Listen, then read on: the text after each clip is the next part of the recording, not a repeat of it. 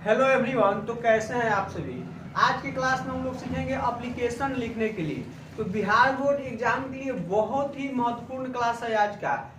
सीखेंगे लोग एप्लीकेशन का फॉर्मेट, एक बेहतर फॉर्मेट जिससे हर कोई किसी भी टाइप पर आएगा एप्लीकेशन तो आसानी से लिख सकते हैं। अगर आपको फॉर्मेट अच्छा से पता होगा तो किसी भी टाइप पर लिख सकते हैं। और हर एप्लीकेशन लिखते समय अधिकांश स्टूडेंट्स ये गलतियां करते हैं, 4-5 ऐसी गलतियां हैं जिसके कारण उनको 5 में 5 मार्क्स नहीं मिलता है बोर्ड एग्जाम में, 12th के बोर्ड एग्जाम में। तो हम समझेंगे कि वो कौन कौन सी गलतियां हैं जिसके कारण हर किसी को पूरा में पूरा नंबर नहीं मिलता है।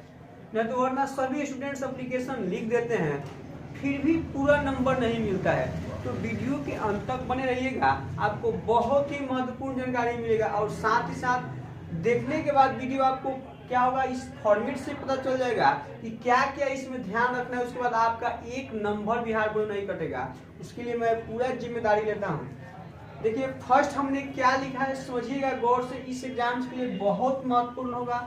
Right an application to the principal, request him to grant you full concession in fee. यानी पूरा क्या कर रहा है, फी में पूरा छूट के लिए एप्लीकेशन लिखने के लिए कहा प्रिंसिपल के पास। अगर आपको यहाँ हेडमास्टर के पास होगा तो यहाँ हेडमास्टर लिखना होगा, अगर प्रिंसिपल है तो प्रिंसिपल। तो हम लोग समझते हैं प्रिंसिपल के पास। सबसे पहले एप्लीकेशन लिखने के लिए क्या करें, गौर से समझिए।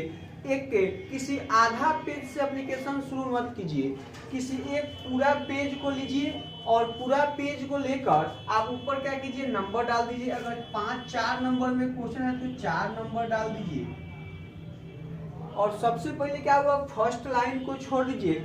और क्वेश्चंस में क्या करना होगा, देखिए आपको फर्स्ट 1/4 को छोड़ देना होगा। क्वेश्चन पेपर में क्या करना होगा, सॉरी आंसर बुक जब लिखिएगा उत्तर पुस्तिका पर तो एक लाइन को क्या करना होगा, फर्स्ट चौथाई को सबसे पहली गलती स्टूडेंट्स करते हैं कि अगर ये कॉपी है यहाँ से वहां तक तो यहाँ से लिखने की नहीं काम करे एप्लीकेशन।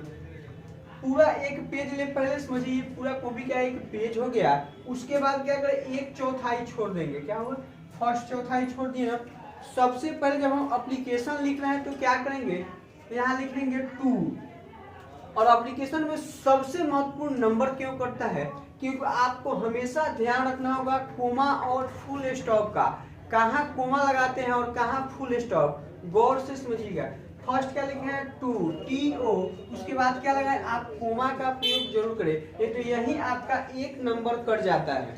2 के बाद देखिए कोई भी क्या कॉपी चेक करने वाला पर क्या करेगा, बस लेटर का फॉर्मेट देखता है कि स्टूडेंट्स जो लेटर लिखे हैं उसका फॉर्मेट क्या है, क्या अपने से लिखे हैं या कहीं से चिट करके कहीं से देख कर लिखे हैं। इस फॉर्मेट से पता चलता है। अगर आपको बेहतर लिखने आता होगा तो आप जरूर ये सब कोमा और फुल स्टॉप का ध्यान दीजिएगा।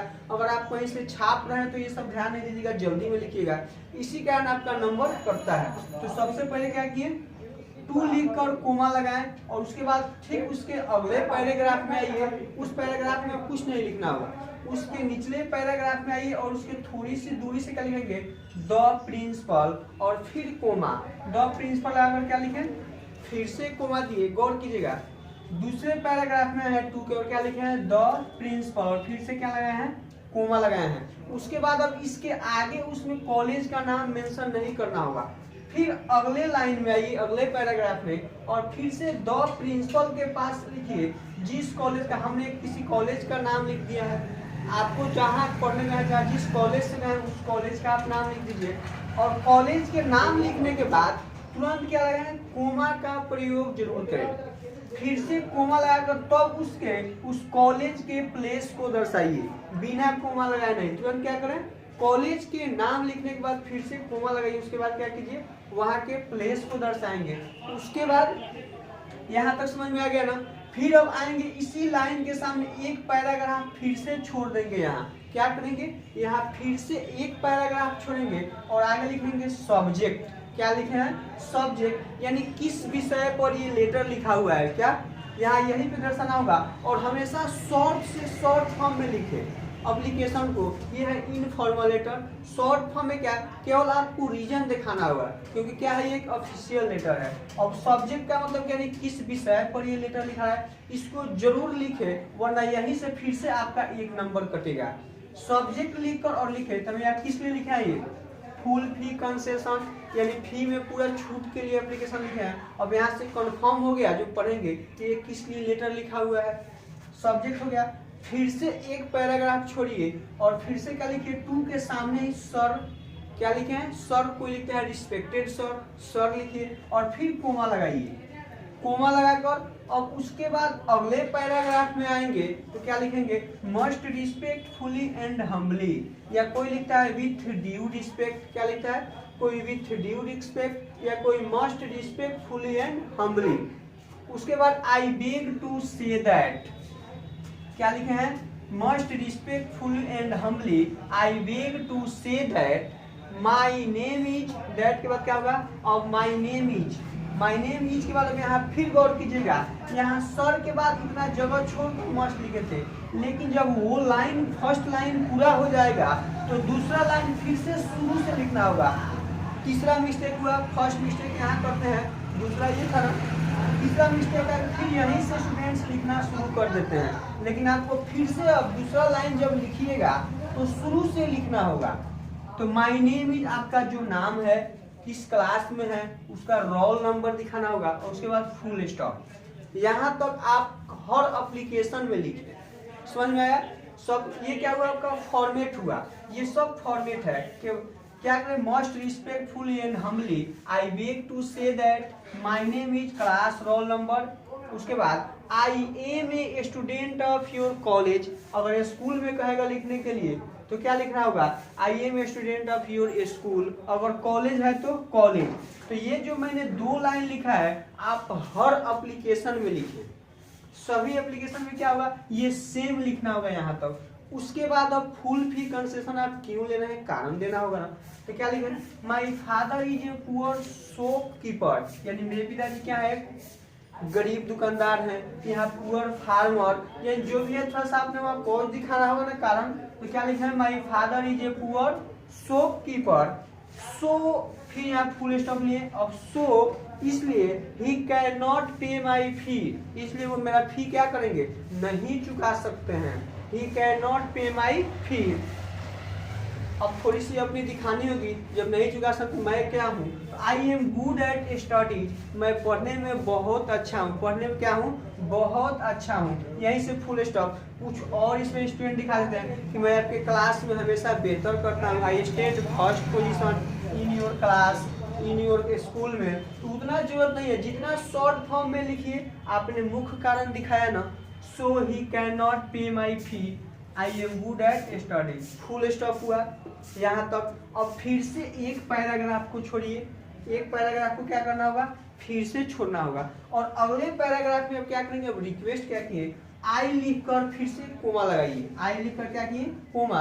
अब उसमें क्या लिखना होगा therefore request you to grant me, यहाँ तक हो गया ना फुल फी कंसेशन, यानी क्या कर रहे हैं हम आपसे इसलिए रिक्वेस्ट कर रहे हैं कि मेरा फुल फी क्या करिए कंसेशन छूट कीजिए। I therefore request you to grant me full fee concession. I will always be obliged to you sir, मैं आपका हमेशा क्या रहूंगा आभारी रहूंगा। अब इसको तो हर लेटर में आपको लिख देना होगा I will always be obliged to you sir, और ये भी यहाँ तक लिखिएगा हर में ग्रांट मी तक, यहाँ तक अब जो आपका होगा वहाँ उसको डालना होगा। उसके बाद अब गलती देखिए यहाँ फुल स्टॉप के बाद जो आप ये चीज लेते हैं ये इस साइड में लेना होगा, कॉपी के इस भाग में नहीं इस भाग में लेना होगा। और फर्स्ट क्या लिखे हैं योर्स ओबीडिएंटली, फिर से यहाँ स्टूडेंट से गलती क्या करते हैं आप योर नहीं लिखे क्या लिखे योर्स, यहाँ भी नंबर साथ के कटते हैं, एक नंबर यहाँ कटेगा, क्या लिखेंगे योर्स ओबीडिएंटली।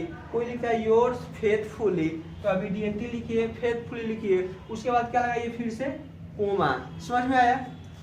अब कोमा लगाने के बाद क्या करें नेम लिखे क्लास लिखे रोल नंबर, इसके नीचे नहीं जगह है ना दिख रहा है तो इसके नीचे ही लिखना होगा इस सेक्शन को इस डेट को, और डेट को सबसे पहले लिखे। एग्जामिनर जो होंगे कॉपी चेकर वाला यहाँ से आपका देखिए वो देख सकते हैं कि स्टूडेंट्स अपने से लिखे हैं या कहीं से वो छाप लिए हैं दूसरे में से। जब आप यहाँ डेट लिखिएगा तो जब थोड़ी सी जो बाकल स्टूडेंट्स होते हैं समझते हैं क्या होता है जो लिखा हुआ कहीं दूसरे कॉपी में डेट या जिस दिन का हुआ कहीं से छाप रहा है तो किसी गेस्ट से कुछ चीज से ले जाकर तो उसी डेट को लिख देगा जिसमें वो डेट लिखाएगा। लेकिन आपको सबसे महत्वपूर्ण ये ध्यान रखना होगा, जिस दिन आप एग्जाम दे रहे हैं उस दिन का डेट देना होगा, जरूर दीजिए डेट। यहाँ से आपका उसके बाद एक नंबर नहीं कटेगा, इसके लिए मैं फुल दावा करता हूँ। तो आपका फॉर्मेट मेन क्या है किसी भी लेटर का, ये लिखिए टू, इनफॉर्मल लेटर लिखना होगा तब टू लिखिए, नहीं सॉरी इनफॉर्मल है, फॉर्मल लेटर लिखना होगा तब, यानी ऑफिशियल लेटर लिखना होगा तब। तो पहले टू लिखेंगे, उसके बाद द प्रिंसिपल, फिर क्या लिए हैं कोमा, फिर उसके नीचे आकर क्या लिखेंगे स्कूल कॉलेज का नाम, और नाम लिखने के बाद प्लेस लिखने से पहले क्या लगाएंगे कोमा लगाएंगे। उसके बाद सब्जेक्ट जरूर लिखेंगे, किस विषय पर लिख रहे हैं, सब्जेक्ट लिखने के बाद फिर से एक पैराग्राफ दिए, फिर क्या लिखे सर, उसके बाद क्या लगाए हैं फिर कोमा, फिर से अगले पैराग्राफ में ये सब में लिखेंगे यहाँ तक, ये सर से लेकर यहाँ तक सभी एप्लीकेशन में लिखे। इतना ही लिखने के बाद इतना याद कर जाइए इस फॉर्मेट को। उसके बाद थोड़ी सी अपनी रीजन बताएं कि मेरे पिताजी क्या है, समझ में आया। अब अगला लाइन में फिर से ये सब में लिखेंगे I therefore request you grant me, grant me के बाद आपको जो कारण दिखाना होगा यहाँ से दिखाएंगे, और फिर यहाँ से क्या लिखेंगे I will always be oblige to you sir, फिर सब में लिखेंगे I will always be oblige to you sir, और ये क्या लिखना है योर नहीं योर्स लिखना होगा हमेशा, योर्स डेटली, और डेट जिस दिन एग्जाम है उस दिन का डेट। तो आशा करते हैं आप लोग समझ गएंगे, और मात्र इसी फॉर्मेट से आप एग्जाम दीजिए। क्या हुआ इसका फॉर्मेट, ये सब फॉर्मेट हुआ। अब यहाँ कॉलेज का नाम अपने से देना होगा, ये फॉर्मेट हुआ, सब्जेक्ट सर, और देखिए ये सब फॉर्मेट है। ये सब क्या है, ये आपको सभी जिस पर भी एप्लीकेशन आएगा लिखने के लिए फॉर्मल लेटर का, वो सब में इतना लिखना होगा, ये लिखना होगा यहाँ तक, फिर ये लिखना होगा, फिर ये लिखना होगा, और ये सब है जो सब में लिखना होगा। जहां जहां लाइनिंग किया क्या हो उसको आपको सब में लिखना होगा, और जो जहां जहां थोड़ी सी बचा है उस कारण को आप चेंज कर सकते हैं जिस पर लिखना होगा। तो अगर अच्छा लगे तो वीडियो को लाइक शेयर सब्सक्राइब जरूर करें, और अगले वीडियो में अगर बताइएगा तो कुछ और पर लेटर लिखकर बताएंगे आपको, इनफॉर्मल लेटर बताएंगे कैसे लिखेंगे, किसी रिलेटिव के पास कैसे लिखना होगा, प्रिंसिपल के पास लिखे, इस पर और जिस पर बोलिएगा लोग उस पर मैसेज कीजिए, कमेंट में कमेंट करके बेहतर बताएंगे। और मिलते हैं अगले वीडियो में, धन्यवाद।